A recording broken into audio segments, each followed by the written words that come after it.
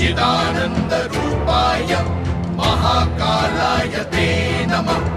ईश्वराय नमस्तुभ्यं तत्पुरुषाय वै नमः।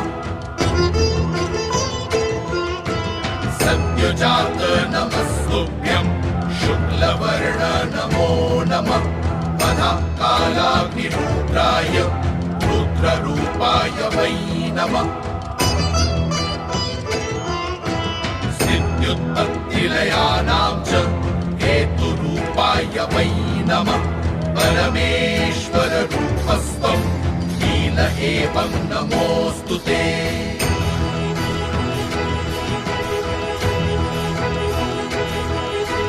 पवनाय नमस्तुभ्यं हुताशन नमोऽस्तु ते। सोमरूप नमस्तुभ्यं सूर्यरूप नमोऽस्तु ते। यजमान नमस्तुभ्यं आकाशाय नमो नमः। सर्वरूप नमस्तुभ्यं विश्वरूप नमोऽस्तु ते।